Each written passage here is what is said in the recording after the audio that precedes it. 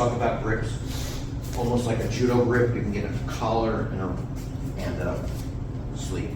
We call this a sleeve, right? I'm only on my second coffee, so. Now, the one thing you'll notice is I'm not using my thumb. I'm always using just my 4 fingers. So for example, when I come in here, I may use my thumb to get the grip, and what I'm doing is I'm rolling the collar into my 4 fingers. Because for example here, pull away from me. Right? Pull it. Pull it. Right? It's different, like 4 fingers.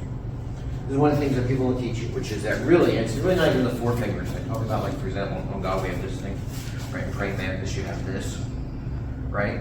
Really, the last 3 fingers are the power. Sometimes this is like that Hong God thing. I'll get in here, and you'll notice I'm not doing this, I'm doing this. And this is an extra anchor. But the controlling is at 3 fingers. You feel it, right? It's the same, like I said, when I do Mantis, I'm doing this. Right? This is actually not as strong as this, believe it or not. So, I can get this kind of grip.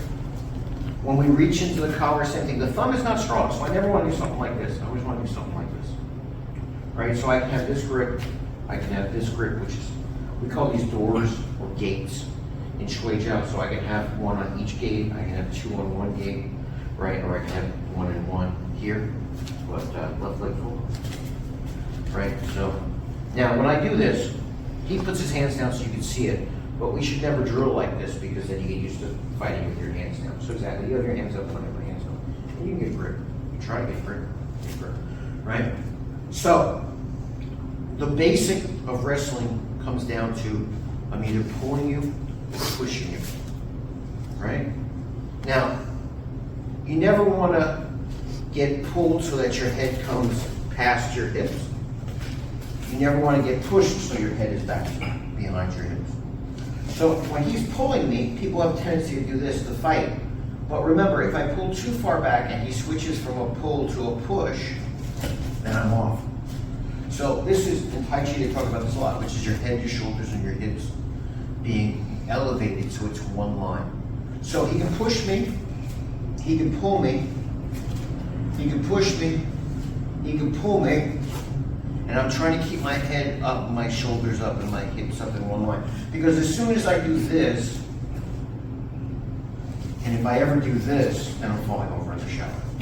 Now, the irony is with the footwork, people think like if I drop my heels, I'm rooted and strong, but what really happens if you drop your heels, as he pushes, is you get rolled back on your heels, and you get pulled off. So I'm still kind of on the balls of my feet.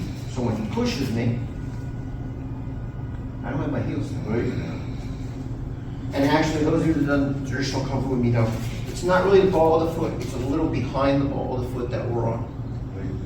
Right? It's more like here than here. This is really the ball of the foot, but really more it's here as a pivot point.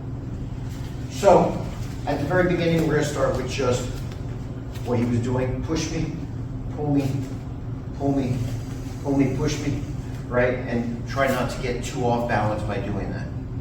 Right? In other words, when he pushes me, right? But by the same token, when he pushes me, I don't want to do this because then when he switches to pull, I'm off balance.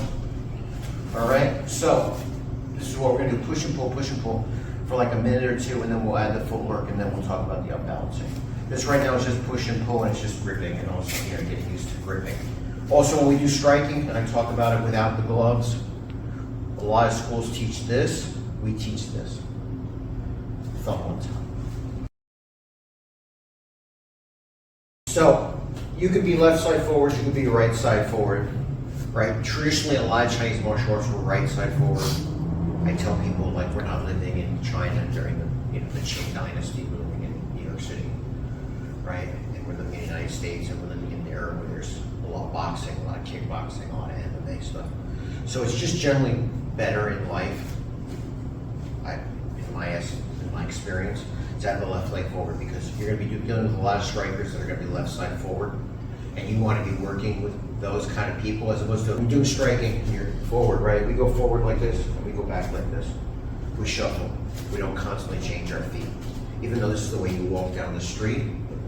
The more you switch in your feet, the harder it is to know where your feet are, and you get caught in those transitions. Whereas if you're here and you go forward and you go back. And again, relatively light on the feet. I'm not, that rooted thing is a misunderstanding. Up again like this, we can coordinate the pushing and the pulling with our feet. So obviously I'm not going backwards while I'm pushing, I'm going forward when I'm pushing. And when I'm pulling, I don't go forward and pull, I go back and pull. And everything is a 1-2, 1-2, yeah, we're dancing. So, you can mix it up. In other words, I can go forward to push you and then pull you, or I can pull you and then push you. But we're still getting that push, pull, pull, pull, pull, push, pull, back and forth thing, but using our footwork. Right now, we're doing just forward shuffle and back shuffle. We're doing what we call the north and south line, which is the simplest and most basic. And later I'll tell you the one we don't really want to use, but we have some uses for it. So let's just get used to that. Again, and again, you can have this grip, you can have this grip, you can have this grip. Later I'm going to talk about grips where you don't need the jacket, but let's just start with this. Okay?